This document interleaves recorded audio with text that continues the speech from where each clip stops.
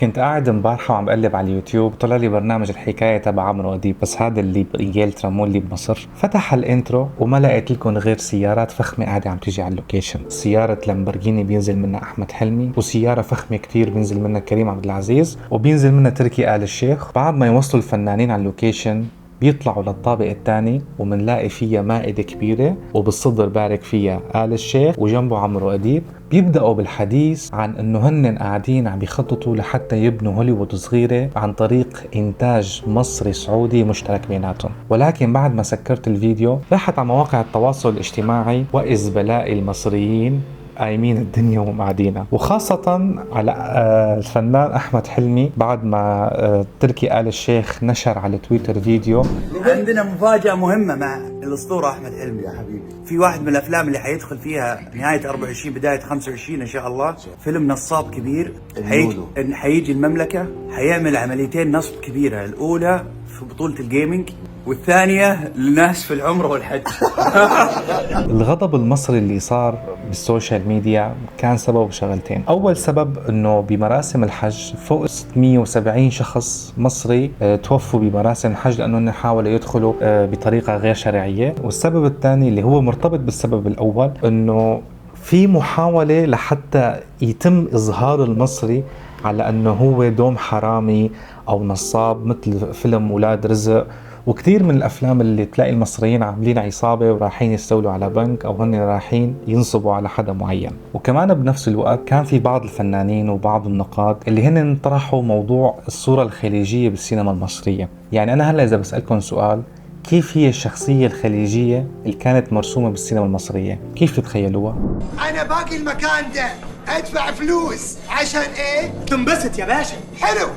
السينما المصرية لطالما طلعت الشخصية الخليجية على أن هي شخصية ساذجة، بتهتم بالغرائز تبعها، بتسافر من بيتها وبتجي على مصر، وكنا دوما نلاقيهم سكرانين بالكباريهات وقاعدين عم بفوتوا مصاري للرقاصات. وهذا الشيء للأمانة يعني الصورة الخليجية، وطبعا أنا هون ما عم دافع لا عن الصورة الخليجية ولا عن الصورة المصرية، بس عم حاول أني أطرح الرؤيتين مع بعض على عسى ولعل أنه نطلع من منظور شخص ثالث لهذا الموضوع. بالنسبة للشخصية الخليجية بالسينما المصرية كان في لها صورة نمطية، ولكن هي ما كانت تأثر على الأحداث الدرامية الموجودة بالفيلم بحد ذاته. يعني نحن كنا نشوف الشخصيات الخليجية قاعدة بالملاهي عم تسكر وتشرب وتزني وورا الرقاصات وفقيشات وإلى آخره، بس بشكل عابر يعني لحد عام 1995 لما طلع فيلم اسمه فيلم لحم رخيص. فيلم لحم رخيص شبه الأنثى وجسد الأنثى باللحم الرخيص، وهو عمل اسقاطات جريئة كتير عن الواقع المصري وعن الواقع العربي بشكل عام، ومنظور للمرأة ومنظور للجنس بشكل خاص. والنقطة المفصلية بهذا الفيلم انه الشخصية الخليجية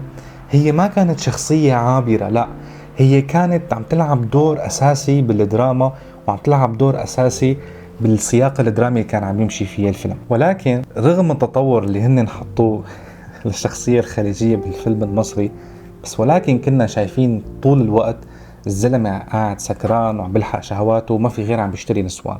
ولنذكر فيلم تاني، فينا نقول انه في فيلم الريس عمر حرب كمان كنا نشوف الخليجي قاعد بالكازينو، بس هالمرة قاعد عم بيلعب قمار.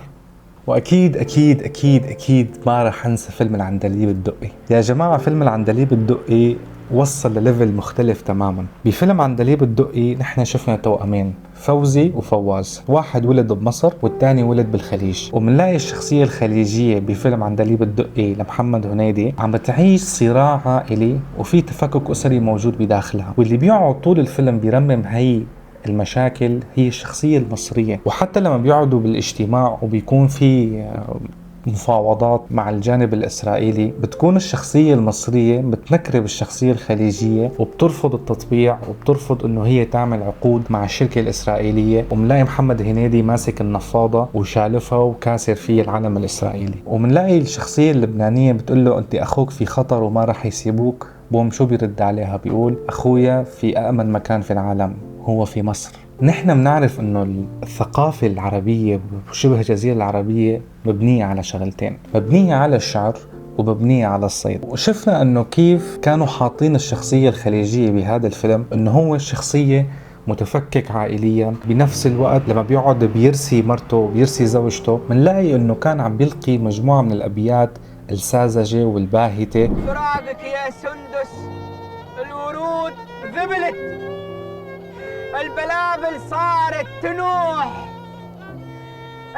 يا أخ أنت يا بيتهوفن.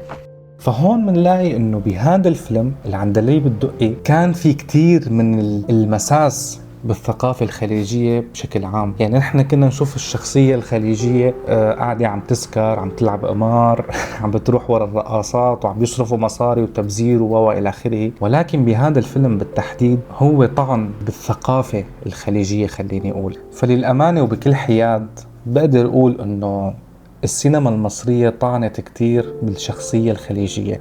والبعض لما بيجي بيقول انه تركي آل الشيخ عم بيحاول هو انه يطعن او هو يسيء للشخصية المصرية بفيلم النونو النصاب اللي عم بيروح على السعودية وعم بيحاول انه هو ينصب، فانا بلاقي انه ممكن نحن نتساهل شوي ونخف يعني عن الفنانين بهي المرحلة، لانه بالنهاية هي افلام تجارية وافلام بتحب انه توصل للريتنج مشان بالاخير يكون في عوائد مادية ترضي الانتاج وترضي الفنانين اللي قاموا على العمل. وبالنسبة للافلام اللي عاملة تركي آل الشيخ انا فهمت من الكلام تبعه انه هو حابب يعمل من 5 ل 6 افلام او حتى 7 افلام تجاريين يجيبوا لهم ضخ مالي منيح. يعني بالمقابله مع عمرو اديب ببرنامج الحكايه بتلاقي انه هو عم يحكي عن موضوع القرصنه. يعني الزلمه عم بيقول انه انا بدي اقعد ضخ مصاري وجيب كادر فني محترم، مو مشان والله اخر شيء لاقي افلامي موجوده على ايجي بيست وسينما فور يو وهي المواقع اللي بتعمل قرصنه للافلام السينمائيه العالميه والعربيه. فالزلمه يعني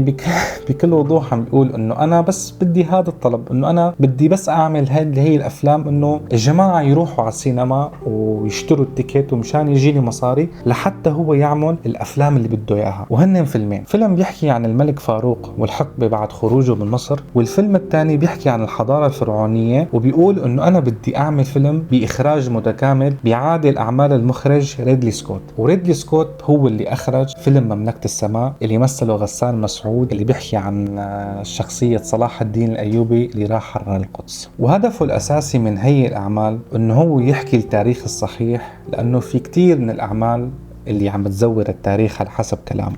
هلا أنا بعتقد إنه هي خطوة حلوة ولطيفة وجميلة ومبادرة حلوة لأنه يكون في إنتاج مشترك بين الدولتين، بس ولكن برأيي كل الأفلام اللي محطوطة على البروجرام وكل الأفلام اللي محطوطة للإنتاج أنا بوجهة نظري إنه هي أفلام ما لها أي قيمة فنية. هي أفلام غاية الأساسية الربح، وغاية الأساسية ريتنج، وغاية الأساسية إنه تجيب مشاهدين مشان يكون في عائد مالي محترم. بس ولكن لما أنت بتحكي إنه بدك تعمل فيلم على نمط أفلام ريدلي سكوت فأنت لازم تراعي بعض الأمور. يعني أنا أحبذ إنه الأفلام التاريخية ما تكون مركزة على الحقبة التاريخية بحد ذاتها، يعني العنصر التاريخي ما يكون العنصر الأساسي اللي موجود بالستوري ذات نفسها. يعني إذا بتذكروا معي فيلم الطروادة، يعني فيلم الطروادة ليش انشهر وخلد؟ لأنه هو بيحكي قصة حب، وانت إذا اجيت للواقع وطلعت على الإلياذة وقريت الرواية الأساسية فبتقرأ تحفة فنية متكاملة بتحكي عن حروب صارت بين آلهة مع آلهة تانية. يعني انت عندك ان كان شخصية فيكتور ولا شخصية اكيليس هي عبارة عن آلهات قاعدة عم تتخانق مع بعضها، بس هن شو عملوا؟ هن روجوا لها على اساس انه هي قصة حب، بس ولكن هي القصة مو قصة حب، ولا بالعكس. يعني اذا انتم بتقروا كتاب الإلياذة بتلاقوا انه موضوع قصة الحب مذكور شيء بسيط جدا، يعني ولا هي القصة عبارة عن آلهة قاعدة عم تتخانق مع آلهة تانية، إله الشمس مع إله الحب مع إله الشر مع إله النار وإلى آخره. فأنا بتمنى يعني إن كان ولا بد وصار هذا العمل الفني بتمنى أنه هو يطلع من منظور التقليدي للأعمال التاريخية اللي نحن بنعرفها، إنه عام 1950 سافر الأمير كذا إلى عام كذا راح لعند كذا. يعني شو بدي بهالكلام؟ بالنهاية السينما عبارة عن وسيلة جميلة جدا لحتى أنت تنقل فيها رسالة، فخلينا ننقل الرسالة بطريقة لطيفة، يعني ما يكون درس تاريخ، يعني فهمت علي؟ وخلينا هلأ نلخص الأفكار بشكل أكبر. هل سيتم الإساءة للشخصية المصرية بالسينما؟ أنا بوجهة نظري لا، لأنه بالنهاية هو فيلم همه الوحيد أنه يجيب مصاري وهم الوحيد أنه يجيب مشاهدات، فهن رح يستخدموا كافة الأساليب للتسويق. ولكن إذا حضرتك أو حضرتك شايف انه في اهانة للشخصية المصرية بالسينما. فقبل شوي حكينا كمان كيف السينما المصرية كمان ما أثرت بهذا الموضوع بالنسبة للشخصية الخليجية. الشيء الثاني بدي احكي فيه انه هل هذا مفيد؟ يعني هل الاشتراك الانتاجي بين السعودية ومصر مفيد؟ نعم، لانه اول شغلة انت بتحكي عن المجال الثقافي، فبصير عندك تبادل ثقافات بين المجتمعين بشكل فني، ما عم بحكي أنا بشكل اجتماعي بس. تاني شغلة بيصير الاستهداف الشركات المصرية للشركات السعودية أكبر، يعني الشركات السعودية والشركات المصرية تنفتح على بعضها، وهذا الشيء بينعش الاقتصاد الفني خلينا نقول بكلتا الدولتين. طيب هل هذا الشيء له آثار سلبية؟ نعم كمان له آثار سلبية، لأنه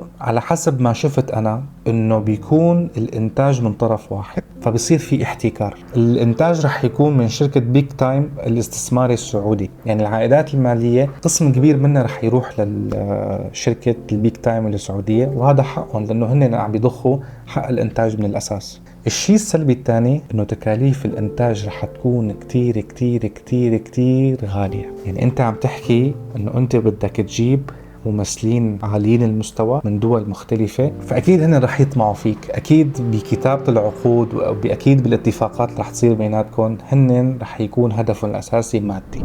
وخليني أختم الحلقة عن أحمد حلمي. هل الفنان أحمد حلمي أساء لنفسه بآخر فترة لما قبل بهذا المشروع؟ أنا برأيي لا، لأنه بالنهاية الزلمة مثله مثل أي إنسان بيحب إنه هو يحقق نجاحات شخصية وبحب انه هو يحقق نجاحات مادية وبس. يعني انا مالي حابب بعقد القصة، لأن القصة ابسط بكتير مما انتم متخيلينها. وهيك نكون وصلنا لنهاية الحلقة، وانا للأمانة يعني حاولت اني انا اعطي رأيي من دون ما انحاز لأي طرف، وبتمنى انه ما حدا يفهمني انه انا عم دافع عن شخصية فلانية وانا عم دافع عن فنان فلاني، لا، بس انا عم بحاول احكي رأيي بكل شفافية وبمنظور شخص ثالث. فشكرا لكل من شاهد الفيديو، وشكرا لكل من احترم رأيي، ودمتم بخير.